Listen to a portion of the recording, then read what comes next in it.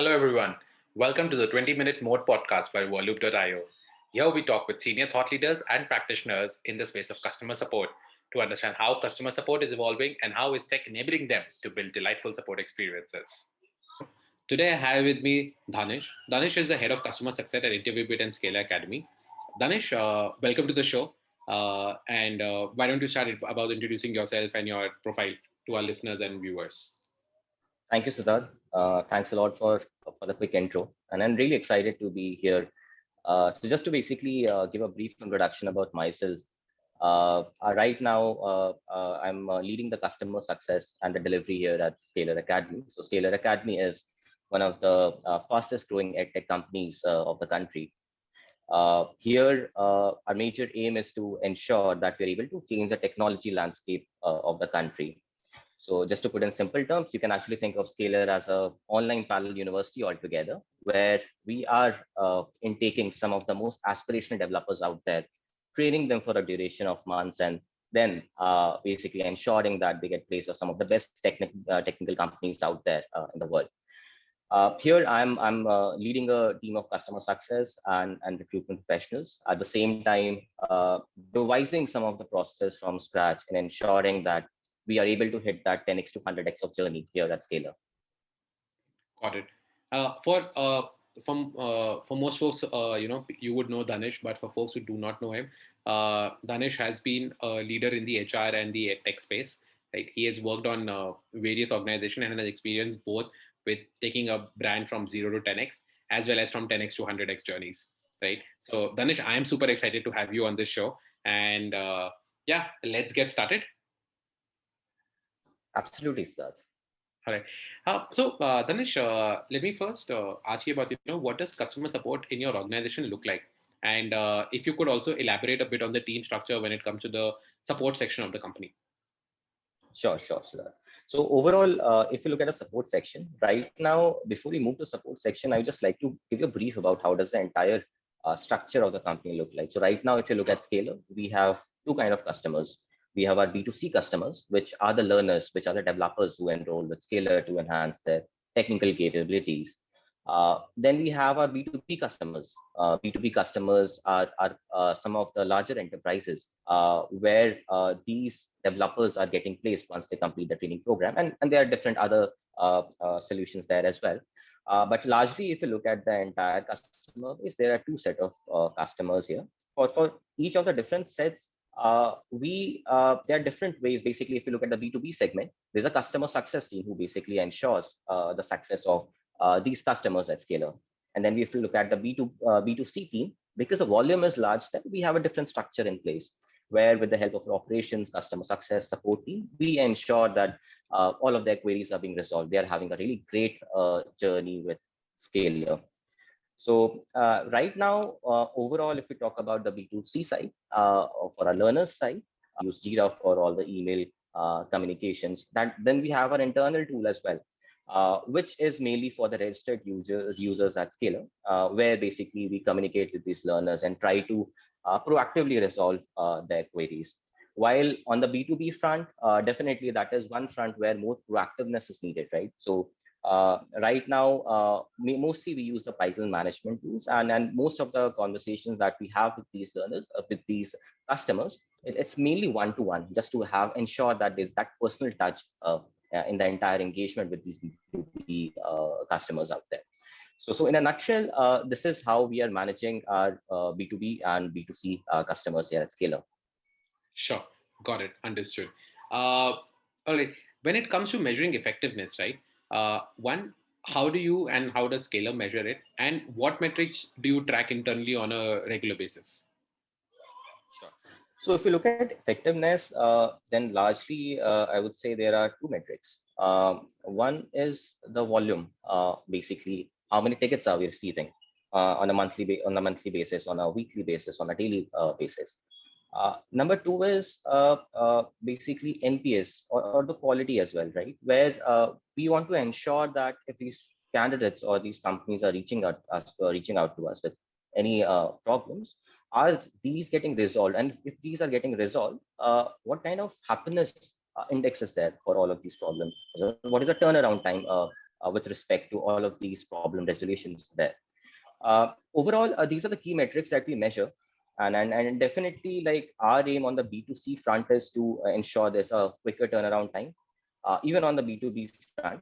At the same time, we want to ensure, so ideally, if you look at any customer support section, I think the ideal scenario for that support function is, ideal scenario will be when they are receiving no tickets, right? There's no customer who's reaching out with any complaints or anything. But definitely we are on that track, and that's why we have another wing, which is customer success, which proactively ensures that, okay, we are reaching that ideal stage where we are trying to understand the problem even before it arises. Also trying to move towards a predictive stage, right, where basically we are trying to, based on the past data that we have, we try to ensure that, okay, has been the pattern of a particular learner at Scaler. And this is something that we can expect out of it. So even before that happening, we try to get to that depth of those problems and try to ensure that that does not arrive at the first time. So right now, I would say definitely Scaler as an org is already as a at a proactive level, and we are slowly and gradually, with the help of technology, moving towards that predictive level, where even before that problem arises, we are able to get to the root cause of it and trying to solve for this. Got it. And you picked up a very interesting thread in my head, right? You mentioned the word customer support and success in the same sentence, right? What's your experience with using these terminologies, right? What do you think of the word customer support, and what do you think of the word customer success? So I feel while customer support has been there in the industry for quite some time, right? For example, if you're running a SaaS company, you need to have a customer support function. If you're running a, let's say, food tech company or ed tech company, customer support is something that is well known to all of these industry, right? That their functionalities, which is more reactive in nature, where customer support gets into picture wherever there's a query or some kind of question that are coming out of the customers out there. Where if you look at the customer success is a domain which is relatively new to the entire industry, right? I would say that this was not even this is non-existing if you talk about some 15 or 20 years from now, right? It recently started into the picture right now. Mainly, customer success as a function, like, is becoming very, very popular among the SaaS companies, where the idea is, like, if you're having a product in place, where you're having a licensed product, a solution in place, you need someone who can basically ensure that your end users are seeing success out of it, which again comes to the proactive and reactive part of it, right? Where bunch of people are ensuring that your customers are proactively using the product, your customers are adopting to the product. So the customer adoption, that proactiveness, all of those are being handled by the customer success professionals. So in my head, if you ask about the difference, I think these are the major difference between a support function and a success function in terms of proactiveness or reactiveness, if you look at it. But what I believe is that I think 5 years or 10 years from now on, definitely there will be a lot of evolution in the entire customer support or success part of it, where definitely, like as I mentioned, since we're moving towards that AI, we are implementing more of the intelligent solutions. We are moving more of the machine learning solutions onto the data learning solutions as well. Uh, it is very simpler to analyze that what could be the next possible steps for a particular client, what could be the pattern of a particular client. Based on that pattern, how we are actually preparing ourselves to serve those clients. So I think this is something that we are moving towards, which is more of a predictive model of it. Some of these organizations I see adopting to this model already, but really, really interested to see that where it goes, right? Starting from the customer support, now customer success, and really excited to see the future of the entire domain here.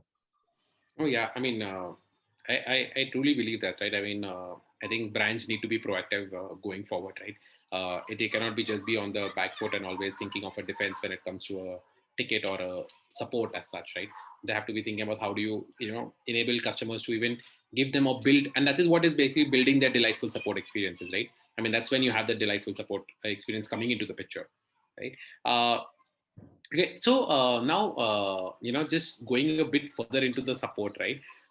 We've all had this experience when typically support has been you call a particular number or you basically email them, right? Typically, phone and emails have worked, right? Right. Do you think customers are changing their mindset when it comes to support, and are they trying to reach a brand on different channels or new channels? Absolutely. I think now that where we are living, I think we are tech savvy, right? And wherever we see the presence of a company. For example, recently, post-pandemic, whatever a new trend I started seeing about some of these companies is wherever a set of customers were not really happy about the services of a particular company, they've also started reaching out to those companies over LinkedIn, tagging the founders, different people of the company, with the hope that okay, their query will get resolved a lot faster. So what I think that with the evolution of the entire domain here as well, with the evolution of like our generation becoming very tech savvy right now in terms of customer support and other areas as well. So I see that these consumer have a lot of option, lot of medium through which they can reach out to these companies with the hope that okay, they will be able to solve their question. Twitter has been a very popular example where in case their problems are not being resolved, they generally reach out to Twitter tagging again some of the key decision makers of those companies with the hope that okay, their query is going to get resolved. But definitely, I think this is more of a part where I feel when an organization is not able to address some of their burning questions through their streamlined process, through the through the proper customer support channel. I think this is when these customers have to go out using these other channels just with the hope that okay, their query might get resolved through these channels. But if you have the right customer support structure in place, I don't think that most of these customers go out and using these other channels out there. Got it. And just picking up a thread from this, right? When it comes to entire customer support and experience at Scalar, what other platforms do you currently operate in? So overall, if you talk about the platform on the B2C front, we use Jira for all the email support operations. Then, as I mentioned, we also have Mattermost, through which we connect with these learners who are registered with Scalar, who are availing the services of Scalar Academy. So that's how we differentiated the leads from the actual consumers of the product here. And these are the different platforms through which we interact with our learners or our customer base right now. Got it. And how has your support team over a period of time, right, has grown or evolved? If you could shed some light on it. Oh, I think overall that's a very interesting question for sure. I think if I just to basically talk in numbers, I would say until last year this time, Scalar was a team of some 100 employees. At that time, we were at a journey from 0 to 10x. But since the pandemic started, definitely like EdTech was one space that was positively impacted, right? And I think in the span of 1 year itself, now we are a team of 500 people. Like we ended up hiring 400 more people, adding 400 more people to the team. The reason why we added so many people is because of the scale with which we thought that okay, Scalar can expand into different other verticals. How Scalar can ensure that we are solving most of the challenges with the current situation, how we can adopt to the current situation. And there itself, we realized that now I think we need to have a proper support system in place. Until last year, there was a support channel, but the volume was quite low there. That's the at that time we were not actually thinking of automating the process, but all of a sudden, in a span of 4 to 5 months, the customer support team was entirely found from scratch. It was formed from being a team of 2 people, now being a team of 25 people. So that is the path where we are headed now, and I think over the time and over the span of I would say another 1 year, we are expecting the team to grow from another 500 to 1,000. So this is the growth path where we are headed, and with that growth, definitely you have to stick to your fundamentals, stick to your basics, right? With that expansion, so definitely like we are heading towards that direction, staying connected to our roots. But in terms of expansion, in terms of customer acquisition, in terms of expanding our own team, I think we are on an exponential growth here. Got it, got it. And since you have been in this industry for so long, right? And this is a question which I've been, which I wanted to ask you from the time we've started interacting. When it comes to providing customers with the delightful experiences, right? Wanted to understand, there has been a lot of change, right? What has used? So I wanted to understand from you what used to work in the past and what do you think works today? Sure. I think in the past, if we talk about the delightful experience, I have seen like things used to be a lot more transactional back in the past. Now people have started thinking about qualities like empathy, like how well you are able to empathize with your customers, right? How well you are able to ensure that you're getting into their shoes and basically understanding the entire problem from their perspective. Earlier, I think things were a lot more transaction. Now, for example, now let's if today my team onboards any customers, so we try to ensure from the day one itself these customers having a delightful experience. For example, how we ensure that we are connecting with these customers. For example, while onboarding, we are sending some personalized gifts, which is very close to their heart, something that they have achieved in the past. We are basically aggregating all of those things and sharing them with as a goodie, as a welcome gift.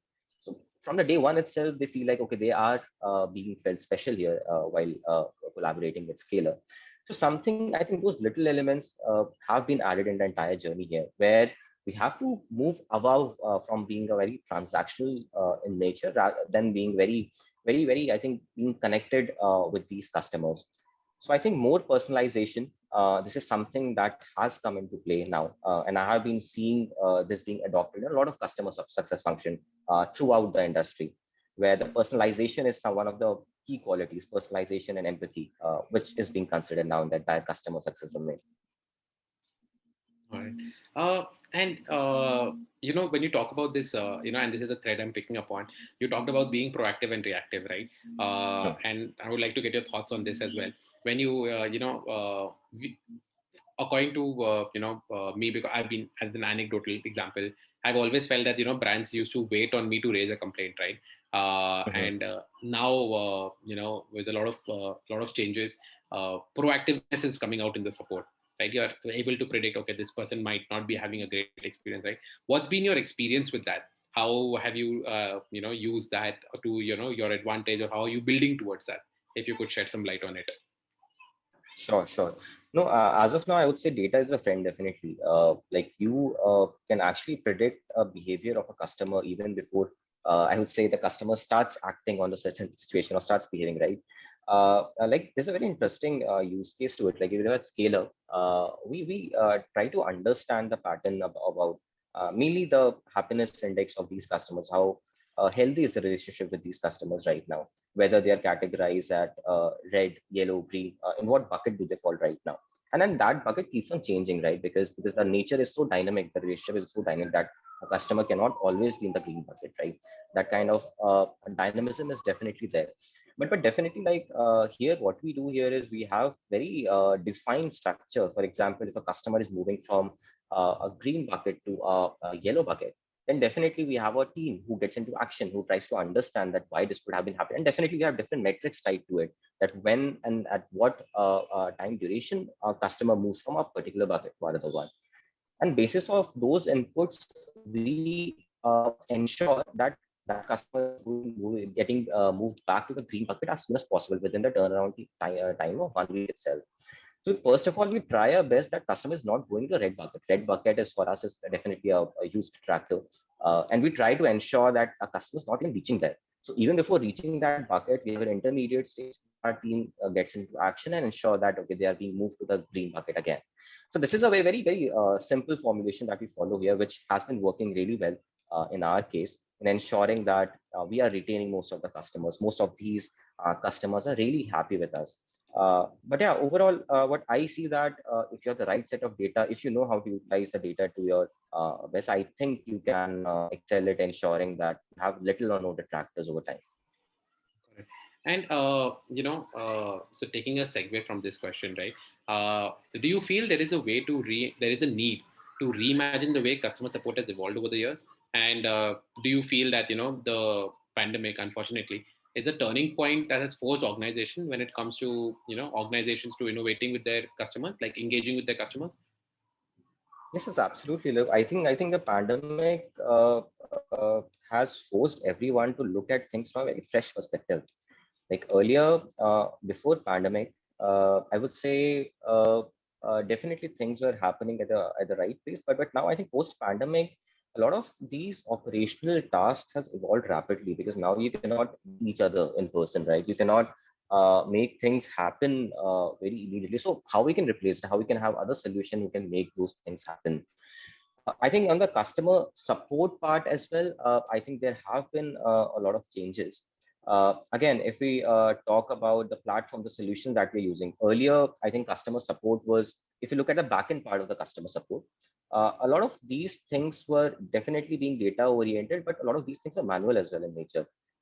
Just to give you an example, I think over the past, I think 1 or 2 years, I've seen a lot of new players coming into the picture, right, in the entire customer support journey, where they're automating the entire customer support experience, where they're categorizing, let's say, a bunch of questions and ensuring that there's there's a very less turnaround time in answering or resolving those queries out there.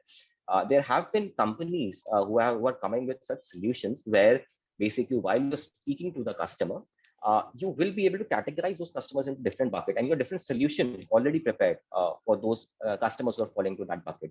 That will subsequently reduce the entire turnaround time and ensure that is a very delightful experience to these customers. Earlier, if I talk about some 5 years or 4 years from now on, I think in the past, I don't think that these kind of solutions existed.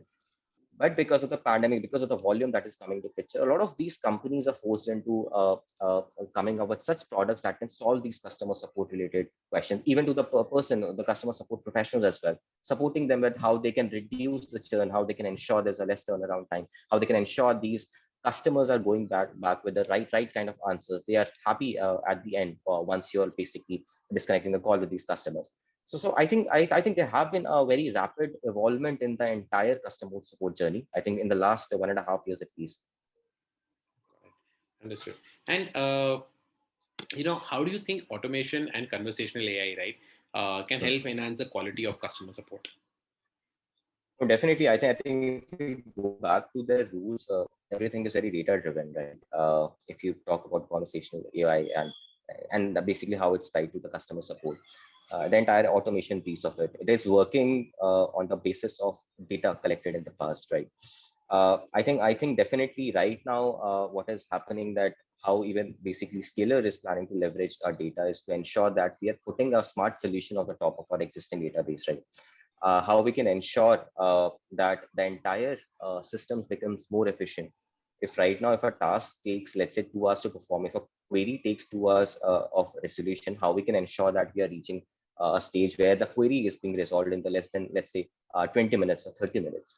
So that is something that even we are striving towards. And I think all of these smart solution, all of these automations and the conversational AI part of it, I think all of this sits on the top of the existing data, existing systems that we have on the place, and how basically they can leverage this data to ensure that, okay, the entire system is becoming much more efficient here.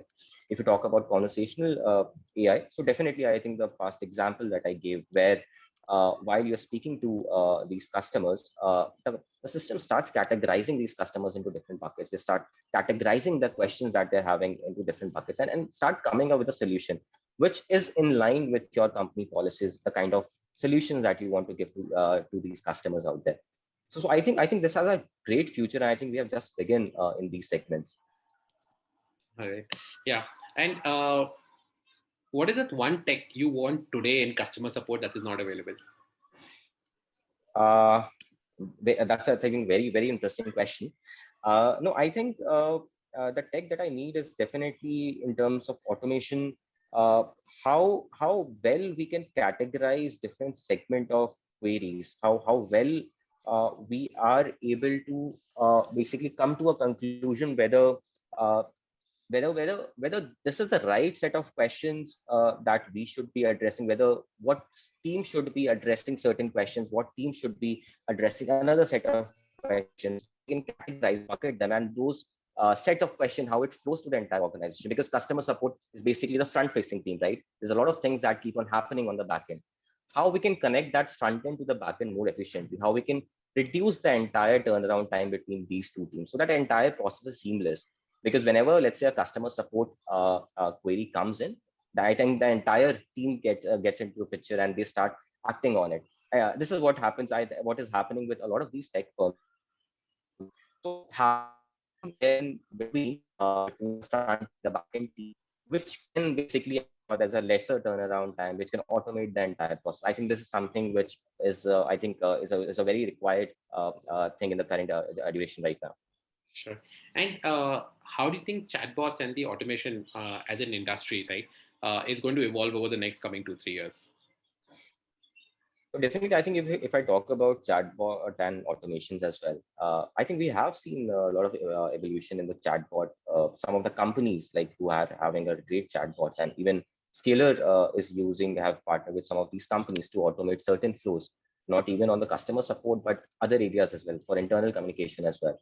Like as I mentioned, that we grew from I would say 10x to 100x. We are on that path. When our company is growing rapidly, so there's a lot of inter team communication that needs to happen. We need to ensure that we are keeping up with that pace. So definitely, if I talk about chatbots, that even internally we have implemented few chatbots. That actually helps us to ease out the entire process, ensure that we are cutting that time that used to take a lot longer in the past times, right? So definitely on the customer support, like it has a huge benefit. I would say right now, like already we are using that where we are having a bot in place, and most of that is being the top layer of the customer support, where the candidate can ask questions, and if the bot is not able to solve those queries, then definitely it is passed on to the larger team out there, and that's how the entire hierarchy works here. So that being the front layer, and then supported by the entire customer support team. Got it. And Dhanesh, this has been super interesting, and I can keep asking you questions and keep picking your brains, right? But that will be a never-ending conversation. So, with this, folks, we come to the end of the podcast. Thank you so much, Dhanesh, for being with us today. Thank you so much, Siddharth. It was lovely being a part of this show, and I think overall I really enjoyed the conversation. You came up with really interesting questions. Thanks a lot for having me here, Siddharth. Thank you for listening in to our episode today. We'll be back with another interesting, thoughtful, and insightful episode shortly. In the meanwhile, you could check out our previous episodes on worloop.io/podcasts. If you're looking to build delightful support experiences, do reach out to us on hello@worloop.io. Till next time, this is Sid from worloop.io signing off.